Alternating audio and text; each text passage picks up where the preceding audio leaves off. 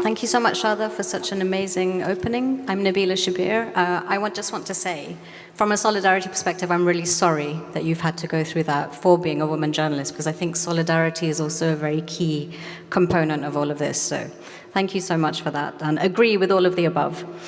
So I'm going to hit the timer for 45 minutes, and here we go. We're kicking off with the first panel of the day. I'd like to ask my panelists to actually introduce themselves, just to get the mics warmed up. Okay. Thank you very much, first of all, for being here, for organizing all these, and to Shada Islam for her keynote speech, because actually it opens the way of many of the things that I hope we get to discuss together today. My name is Debora Barletta, and it's been 10 years that I'm a youth worker, a trainer, and I work on topics of hate speech, media literacy, and inclusion and anti-discrimination. I started with the Council of Europe campaign of the No Hate Speech movement, and I get to lead its chapter in Italy, and I currently co-coordinate the National Network Against Hate Speech and Hate Phenomenon in Italy that collects CSOs, university departments, and experts that contrast hate speech in their work every day. It's an honor to be here, and getting forward also to listen to all the amazing panelists, and thank you again to all the organizers. Yeah, hello everyone. Is that okay? Yes. I'm Tamina Tayabi, and I'm a senior lecturer in forensic linguistics. I'm based at Aston Institute for Forensic Linguistics in Birmingham, UK. I also lead a research cluster at the institute called Harmful and Abusive Language Online, where we focus on various types of harmful online interactions and their sort of legal and social implications. My own research interest and expertise lies within the kind of the bad words on the internet, like all the offensive, abusive, manipulative language that you can see online, and sort of, again, the social implications of those. So very happy to be here, and yeah, looking forward to this conversation. Yeah, we get to hear incredible perspectives this morning from an activist who's deeply rooted in the concept of hate speech and what it means, and also with a forensic linguistics expert here. And I will also just say for the record that for the past few years, I've also been researching online violence, specifically against women journalists globally around the world, and I'm currently Deputy Director for it's such a mouthful, the Information Integrity Initiative at the NERV, which is an institute, forensic data consultancy run by Maria Ressa, no less, who's the Filipino journalist and Nobel Peace Prize laureate who at one stage in her career was experiencing 90 hateful messages an hour just for the crime of being a journalist. So we have important leaders here and people who we can hear from. But so let's kick off with understanding from both of you, if that's okay. How do you define hate speech? What are we actually talking about here?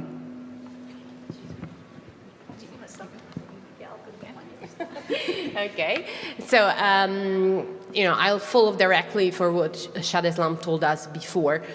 Make no mistake, when we talk about hate speech, we talk about, it's been said, a tool, but a concrete phenomenon. And for this reason, as what, I define myself an activist, as youth worker, and when I train people, it's really important for us to have a working definition, even though we must acknowledge that there is no universally recognized definition of hate speech, neither a legally binding one. So what to do?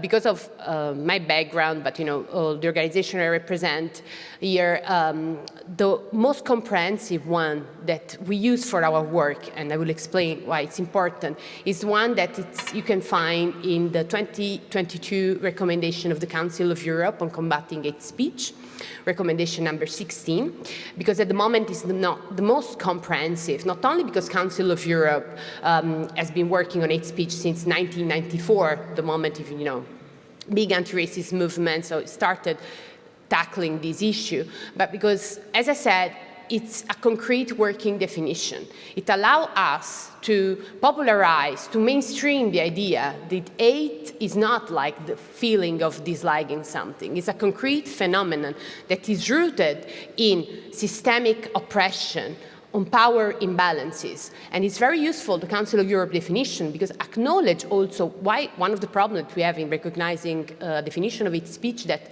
very often is being politically charged for all the reasons I said above. But we need a definition to work, because when we train young people, when we train educators, practitioners, we need to say we're tackling something concrete that has characteristics that can be analyzed.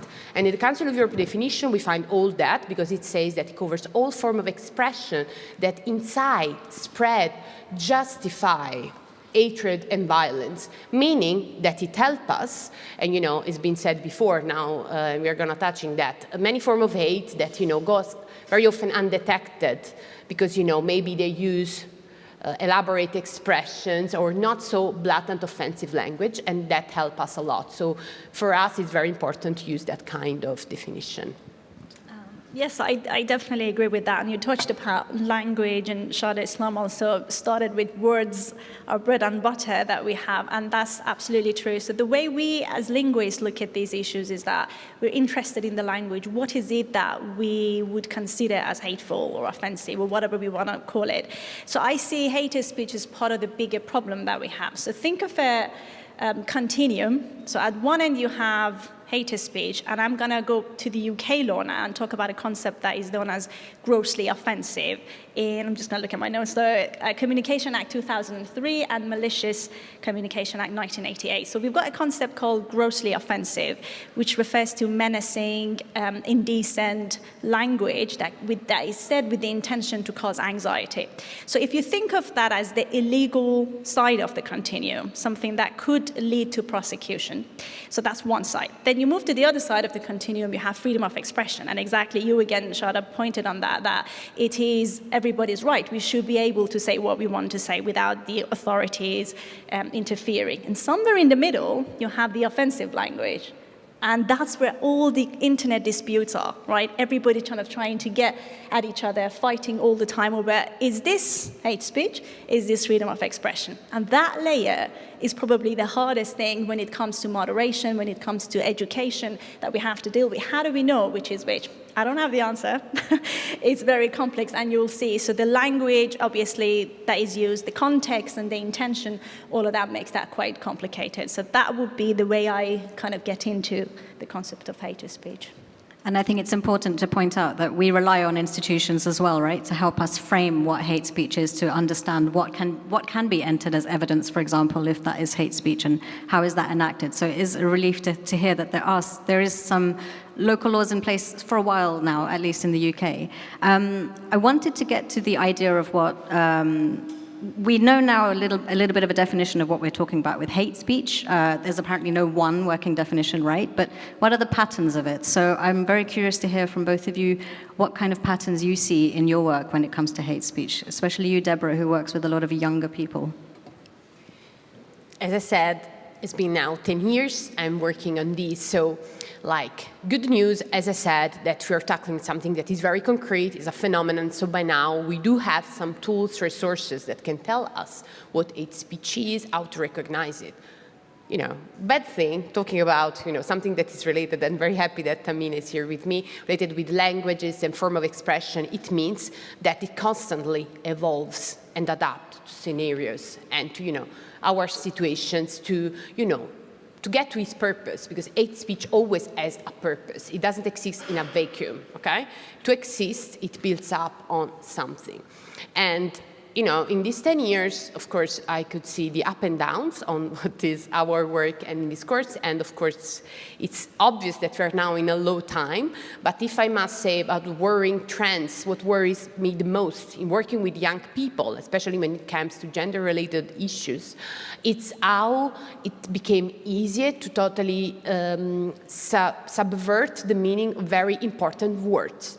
We are in a moment now where important words that meant everything for us, like freedom, recognize who is a victim, or the concept of community, are constantly used for, the opposite of what they were born for. So we heard it before. Freedom of expression, freedom became freedom of oppression to others. I feel free when I can do violence to others. And for me, this becomes also from, the total lack of an awareness of what freedom of expression is, but, we don't have time to get to that. But for me, it's like the problem that people don't really even know what does it mean to be free, freedom of expression, freedom of opinion, and all the different layers. But anyhow, we don't have the time to go into that. But also, victimhood. We are in a moment in which we have people who claim the status of victims, victims of wokeness, of politically correctness, while they fail to recognize what, who the real victims are of real oppression and who are subject to violence. And this is very, very much worrying, because it's like we are letting those very important concepts to be used to actually excluding more and more people, and especially for the younger ones. What is going to happen if our youngsters believe that freedom is associated not for the benefit of the community, but at the expense of somebody else? This is very, very worrying for us, and especially it comes to the fact that, it's really hijacking the social relationship between people. There is so much talking about safety, feel safe in our, cities and things like that, but safety, I quote a fellow activist saying, safety is an infrastructure. It can exist when all the part of the society are involved. It cannot never build on an enemy. Instead, we're seeing in young people that hate exists precisely to find enemies, and now women, feminism, are targeted as the enemy. So we have a huge gap existing between young people socialized as men, socialized as women, that really go in separate way. There is no respect, no esteem. There is this, I'm very happy that I see there is panel on manosphere, on trad wives, and all these phenomena, so they go much deeper than me into that. But for me, it's very worrying how it's easy to become and to put people against each other by trivializing serious things like trauma and, sexual violence, and the normalization that is happening. And in Italy, we suffered that a lot, as we see, like has been said before, how this virtual, violence really translate to the online one, since we have very, very alarming rate of femicides and violence. So these, for me, are among the most alarming trends, for sure. You mentioned words like freedom, or in a chat we had previously, words like security, safety getting hijacked. Tamina, what are how do seemingly innocuous words become these kind of weapons? And what are the linguistic markers that you're looking for that signal harm in the work that you do? Yes, so we, for a project that was for a book, we analyzed thousands of comments that people that received it, the targets, flagged as being offensive, hateful, and all the bad words, really. So a big chunk of these comments are your typical explicitly bad words. Think of any slur, any swear words, all of that. But a huge part of that data is also messages that look sort of okay. They look innocent. There is nothing really wrong with them. And that area is where it intersects a lot with other phenomena like racism, misogyny. So a woman might be attacked. Like, top comment that we have is about people's appearance, okay? She is ugly, a variation of that comment, right? And then it also intersects with misogyny, where she will be questioned for how she mothers or as a parent. It brings in various forms of misogyny. So linguistic markers, it would be really difficult to look for exact linguistic markers because language is creative. And I actually have, every time I teach about this topic, I have one slide for she is ugly, and 5 other variations of that do not have the word ugly, but it has the same sentiment.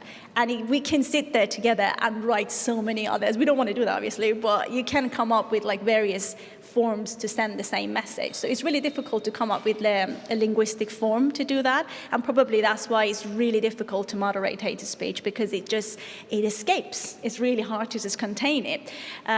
So yeah, for sure, innocuous looking messages or innocent looking messages, sometimes even compliments, such as, "You are pretty for an Asian girl." it has the word pretty. It's a compliment, so there is nothing wrong with that, right? But it very clearly is discriminating against someone's race. So it's not only offensive or hateful, it also addresses misogyny and racism. And so it creates this compound experience of discrimination where you have to fight against various variables at the same time. So it's very complicated in that sense. So do you focus a lot on intersectional, the nature of this, that intersectional identity? I think it naturally comes up. You cannot really avoid it. If you focus on the offensive side and hateful bit, but naturally you get there because it's so intertwined and interwoven, and it's really difficult to kind of ignore it. It's just there screaming at you. Yeah. So it goes back to what you were saying, that there are a lot of fundamental issues that are the problem that we need to address to be able to kind of soften the language. A lot of the work that I've done previously with the International Centre for Journalists and now with The Nerve looks at really placing social media companies and tech platforms as being the vectors of where this online violence happens. We're going mad, asking for accountability, transparency. We see something transpiring in the EU, which is really good, which we'll also touch on later. But I did want to ask our panelists what your stance is on the platforms. And, I say that they put anger and hate obviously, as profit-driving factors. So do you both work on that as well as part of your work? What is your stance on this? Well, as I said, there is a very clear answer. We all know now, it's proof that, the business model, it's making, hate and violence is profitable, and this is a fact. But it's not like a nowadays discovery. So one of the things that I struggle with is that even though it's been years that we really are constantly talking about these things, the SA has been mentioning. The SA, we're seeing its effect now, but it's been in the working for years, because this is precisely years that we've been talking about this, and it seems sometimes we are going circles. So as a person working on more grassroots level, I think what we really need to choose is to fight right battles. We're talking about colossus, that make billions and that literally intertwine with political governments, they're lobbying and they're powerful. But yet, there are some things that we must do. And for me, there are two levels. One, of course, is asking for accountability, but not generic ones. I think one of the problems is that for much long, we wanted to have platforms accountable for instance, the content that were, on their platform, saying, okay, you're responsible. Of course, they can say, I'm not responsible for the content that people produce. They're producer of content that should be responsible. But now we have proof that the way in which algorithms are designed are fueling what are negative instances.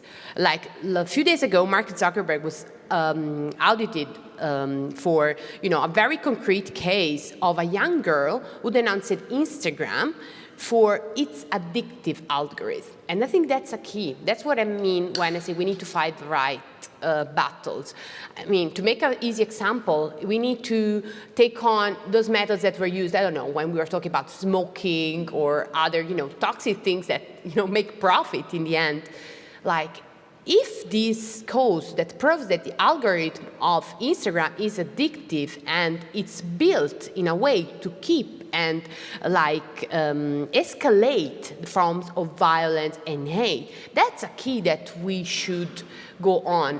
We cannot really focus on content, but we should focus on the battle and really, really use the DSA and really look at this sentence that is coming and really ask that the fines are used, for instance, and as I go where the other thing I think we should be going, for instance, when there are fines to big techs, that money should be used to finance programs that go into the media literacy, in the competence of young people, to protect them and demonetize hate, as I like to say, because, okay, hate is profitable, hate makes money, because it means that hate attracts people. But what can we do to make hate less attractive to audiences?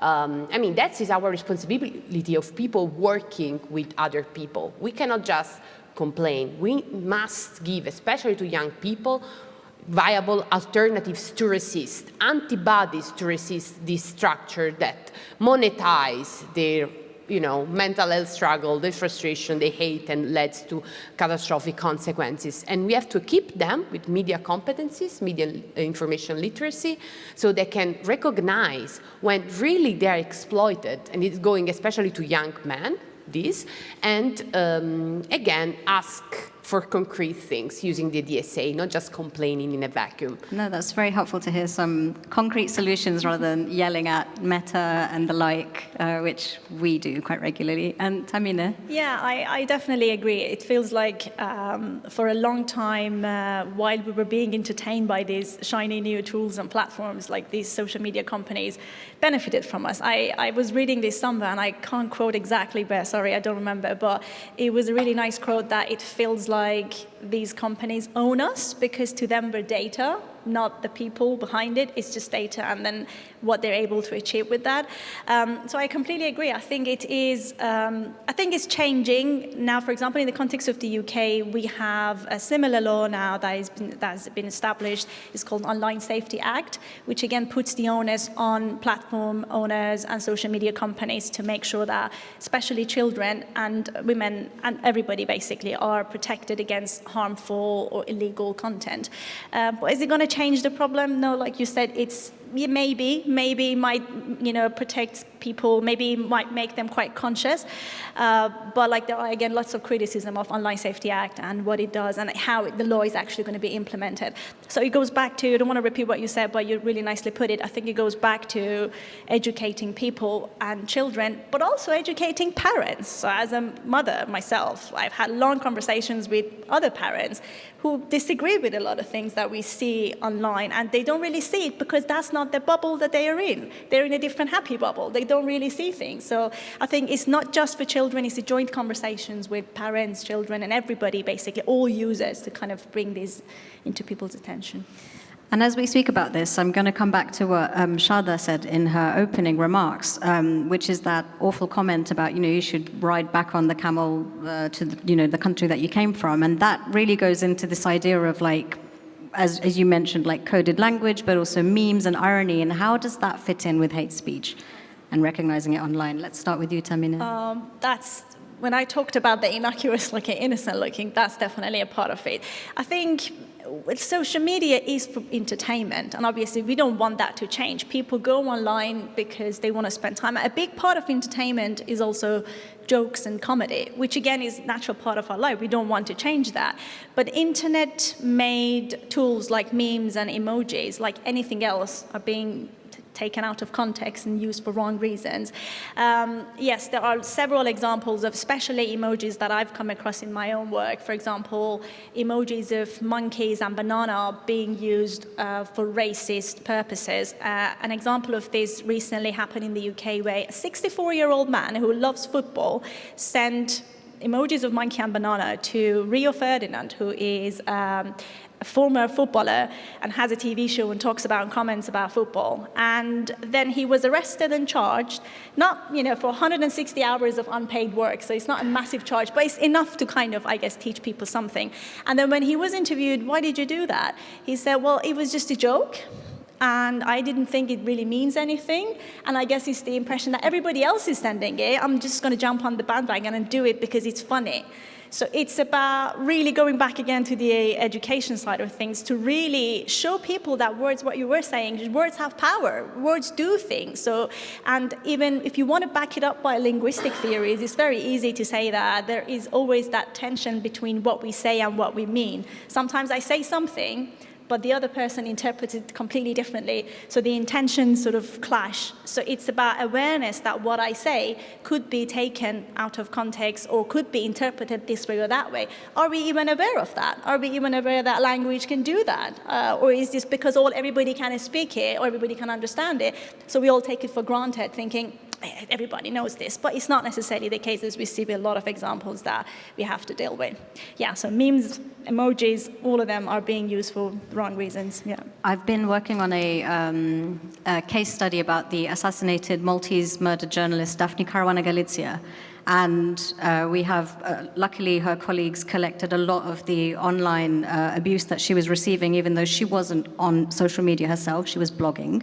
And in the public inquiry into her death, the online enabling environment into her abuse, like she was stalked online, all of this stuff, it was proven to be a contributing factor in her murder, partially caused by the state. And so that's some kind of reassuring sign there that we can make those connections and say that there can be accountability. But I have been screenshotting all the images of the social media abuse where she's been signaled as a witch, because that doesn't get coded by the platforms. And there are so many of them, but in the end, it doesn't mean anything. It's just another statistic, another data point. And, it's a really sad thing. So that's why I really wanted to hear from you and what you thought about that. And maybe a word from you about it too, Debora. And I'm always going on about the fact that you work with young people. So I feel like you have some vision, which I may not have about this, about what's actually going on, let's say, on the streets. This all, as you may understand, like all this conversation about irony, having fun is central.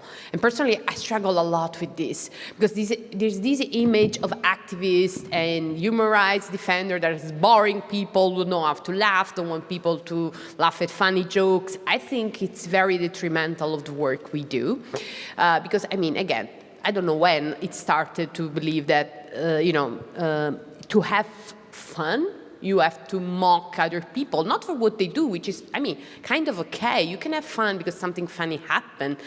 You don't make fun of a person over who he is or who they are, like where they come from, because it's not something they choose to. Instead, it's like there is this choosing the easy way, like this idea of humor as something that it's kind of the expense of somebody else.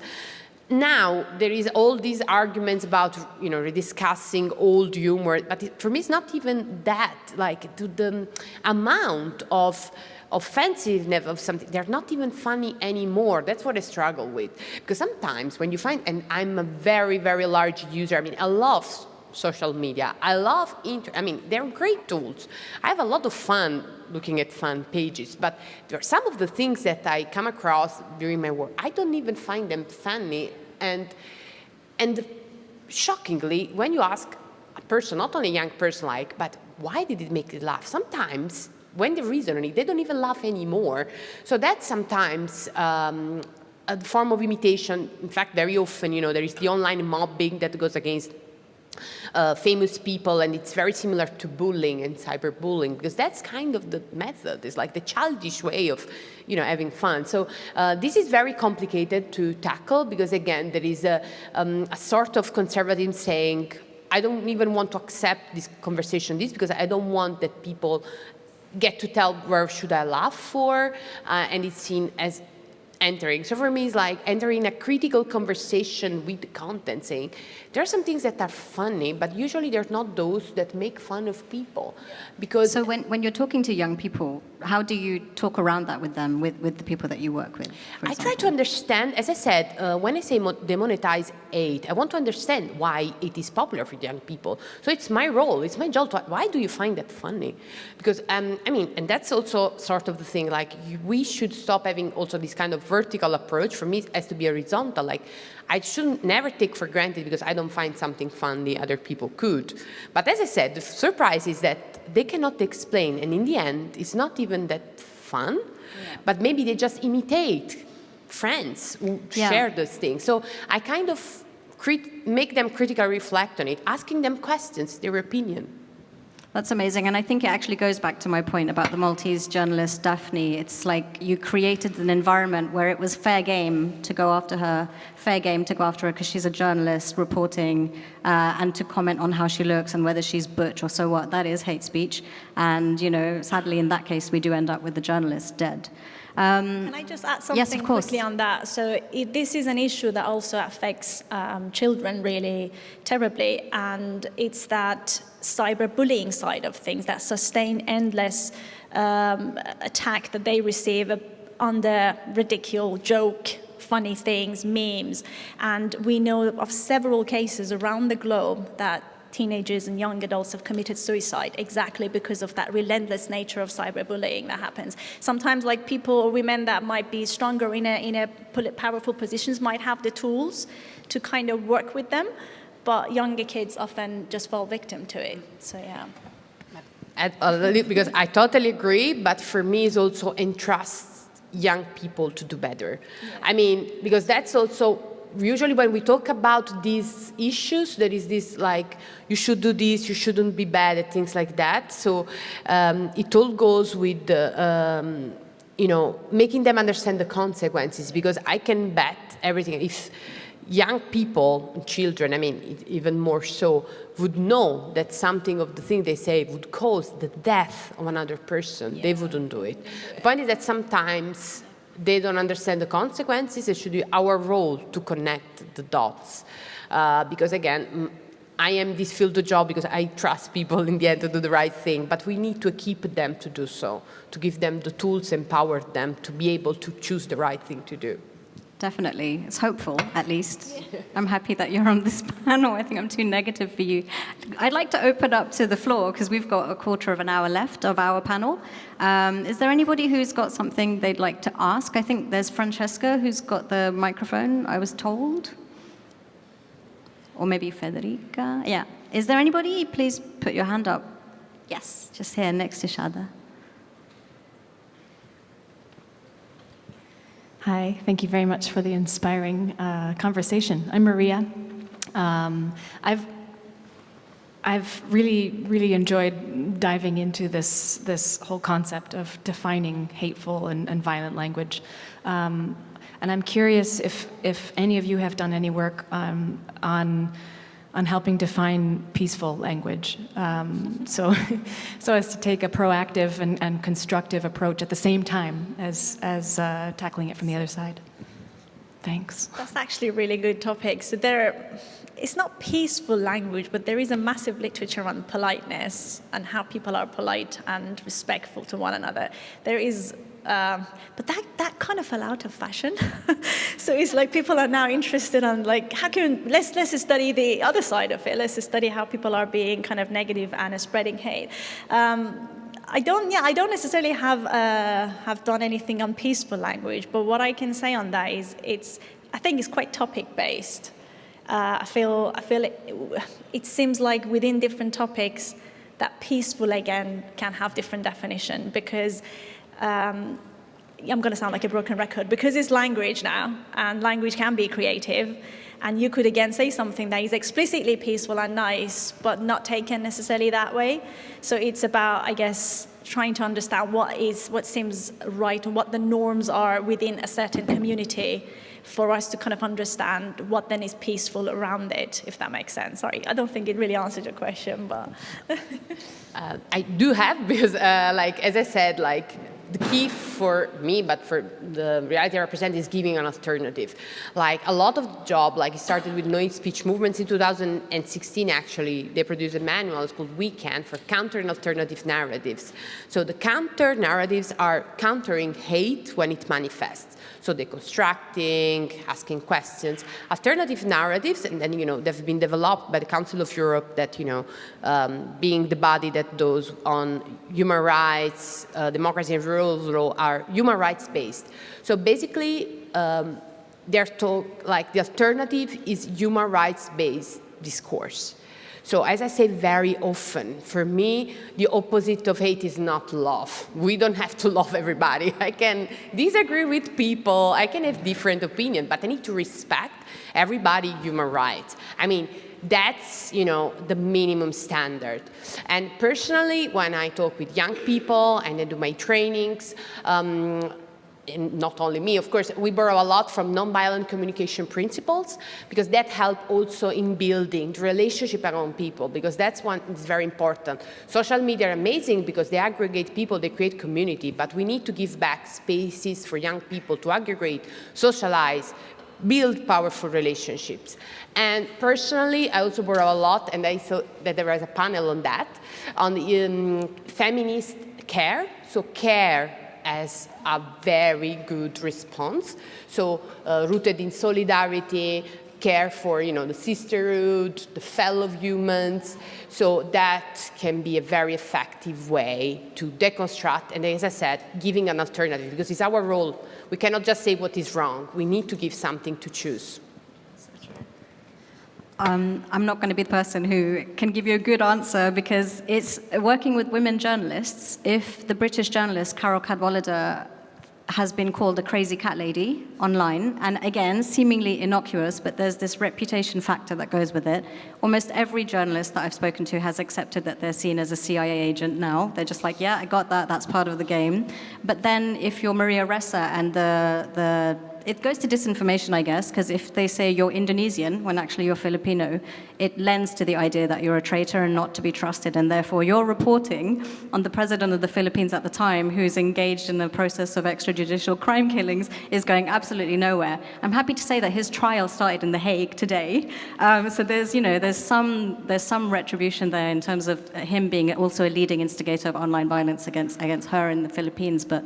What is important, and the peaceful part of it, I'll say, is not in the linguistic stuff, but in us coming together and finding out that there is a playbook of what this looks like, that a journalist in Brazil who's going mad with this kind of abuse and doesn't feel like writing her next expose on the local mayor can know that there's somebody in Sudan who's been going through something even worse. So I think it's building the playbook and showing that there's actually few tactics which are leading to this. I saw another question here, yes? Thank you, Ivana, Europe Future Center. Thank you for really fantastic panel. My question goes to the side of who produces this language today, because as we know, 60% of basically content on internet now is artificially produced, be it bots, be it artificial intelligence.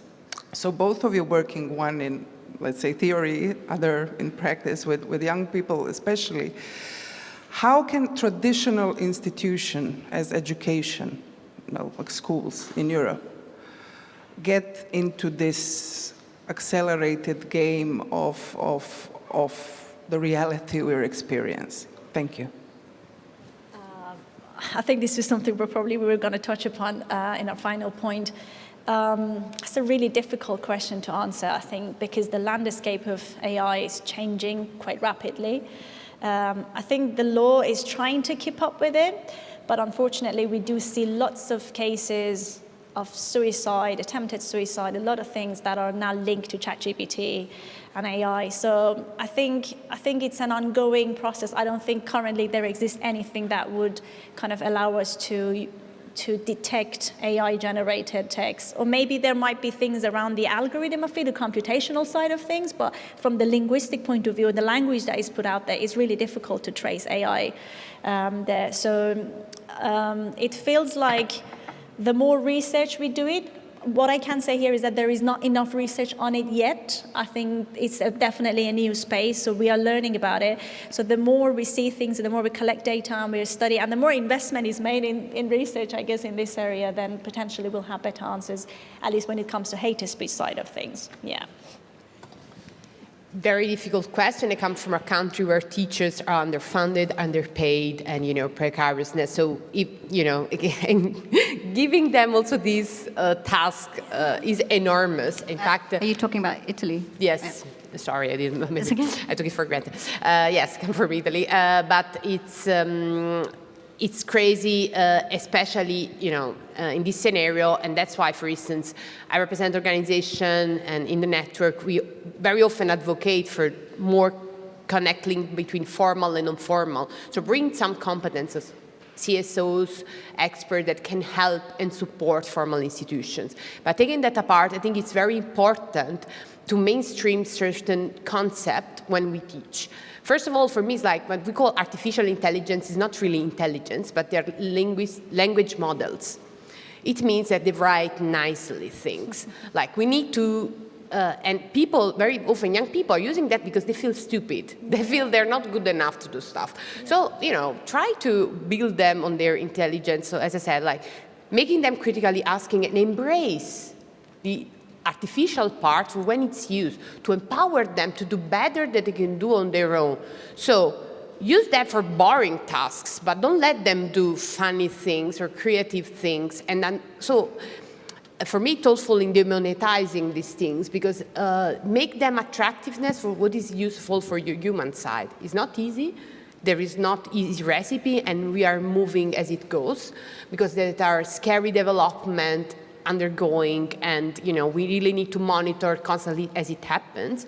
But as I said, for me, the answer is building that human relationship to make it always more precious, and building capacity to resist. So you can use it, but use it. Okay, don't, this ban on things, for me, it makes no sense. But recognize, so you can see a very content with AI, but make them, the human-made more appealing. In fact, now we are in this scenario in which cheap things use AI-generated images. And you can recognize the more luxurious things using the handmade artisanal craft. So some subverting is happening. Let's fuel into that. Let's use it. Let's not take it in a catastrophic way, but let's make use of what we have, especially relationship, I would say. And in the last research that we produced with UN Women at the end of last year, we did have a stat about AI-assisted online violence. Nearly a quarter of women respondents said that they'd experienced it, but when we interrogate how they know that, or how can they prove it, that's a bit harder. Hi, Mana. Sorry, just saw my friend there. And I wanted to give a shout out to the content moderators, because if you look at any stories about hate speech today, as well as the laws and all the stuff, the regulations that are trying to catch up with the technologies, you hear a lot about the content moderators, who are the ones who have to annotate those reams of data and decide if it's hate speech or bestiality or child sexual abuse and so on and so forth. And I just think it's a murky, terrible thing, but I'm glad that those stories are out there, and I don't even know what I want to say. Just add something on the moderator roles. So we do now have research that shows that moderators that are constantly facing hate speech, their mental health is not necessarily protected because they constantly have to look at things. And also another issue is that their background, their political, cultural knowledge, and their understanding of what's right or wrong influences the way they moderate and they annotate. So we know that, for example, slangs associated with African American language is often flagged for being wrong. And it's a bias that they bring into the annotation process. Yes, they deal with a lot of terrible issues, but because often, as we agreed, there is no working definition of hate speech, so whatever the project manager gives them, they have to go with that, and then ultimately their own biases get into it. So yes, we think it's the computer doing it, but it's actually someone behind the computer that annotated things, which again opens up all the questions around bias that people bring into the analysis. There's so much to say, and I feel like we don't have enough time to say it. And actually, there's 3 minutes 18 left on my clock. So I'm going to end by just pointing out that hate speech, as we know it, and thanks to everyone's research here on the panel, we understand that it's context dependent. We understand that it's constantly evolving. We understand it's often disguised. We do need to keep following and monitoring this. I wanted to ask both of you what has surprised you the most about what you're working on in your fields, and maybe what your hopes are. And you now have very little time to tell me. I'll be very quick. So I don't think there is anything that really surprises us. I think even with the AI. Yes, I was going to add that the only thing that I feel might be surprising in future, and will be potentially, is AI, and we don't know what AI can do. And I know it has turned into this monster, and we're all kind of scared of it now. But on the hope side, I think these kind of conversations, or these sort of people, obviously people interested in it, we didn't have this 10 years ago. We didn't have these conversations about social media companies, about holding people in power accountable. So I think that's the hope. I think with education and working with parents, children, schools, and funding the right people, I think we could definitely not fall victim into this monster that we have.